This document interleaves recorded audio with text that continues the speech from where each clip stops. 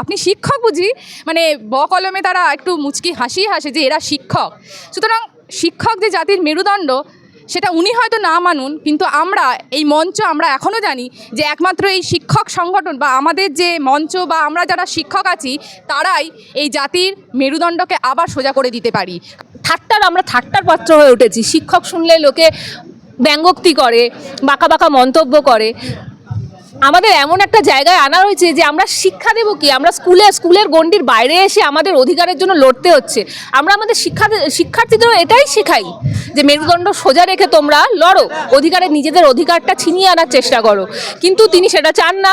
তিনি বছরের পর বছর করছেন কি, ছুটি বাড়িয়ে দিচ্ছেন। পড়াশোনা শিখে উঠেছে, বাচ্চাদের আমরা পড়াতে চাই, পড়াতে পারছি না, ছুটি বাড়িয়ে দিচ্ছেন। এইভাবেই তো কি শিক্ষা পেলে বাচ্চারা যদি শিক্ষা পায় সঠিকভাবে, তাহলে তো তারাও এইভাবে প্রতিবাদী হয়ে উঠবে। তারাও হয়তো শিক্ষক শিক্ষিকাদের পথ অনুসরণ করবে।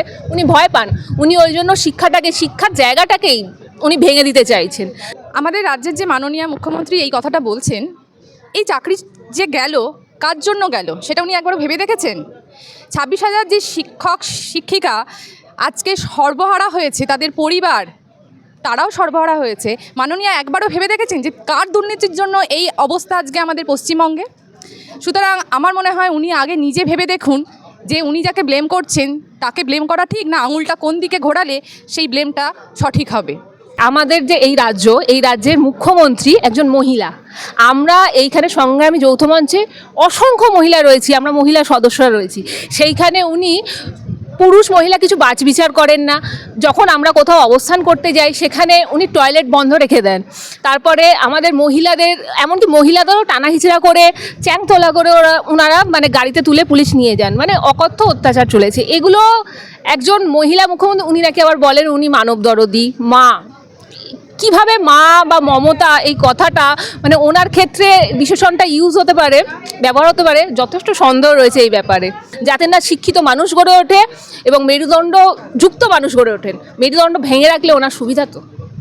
এটা তো মাননীয়ার মানে স্বভাব মতোই উনি করেছেন। উনি কখনোই ভালো কাজ করেছেন বলে আমাদের তো মনে হয় না।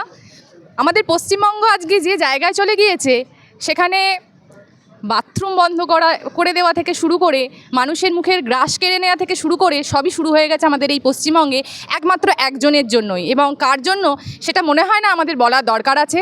পশ্চিমবঙ্গের প্রত্যেকটা মানুষ সেটা মেনে নিন বা না নিন, হয়তো মনের মধ্যে সেটা তারা ভাবছে যে না এটাই ঠিক, কিন্তু মুখে বলতে সাহস পাচ্ছেন না। সুতরাং এই প্রশ্নটা আর কোনো মানেই হয় না যে মাননীয়া কি বললেন না বললেন। একটা সময় ছিল যে শিক্ষকরা জাতির মেরুদণ্ড, সেটাই প্রচার ছিল। কিন্তু বিগত এই কয়েক বছরে আজকে শিক্ষকরা প্রত্যেকের কাছে হাস্যস্কর হয়ে গিয়েছে। কেন? কারণ একটা সময় শিক্ষকদের বলা হতো কি ম্যাডাম, কি স্যার, আপনারা কি টাকা দিয়ে চাকরি পেয়েছেন?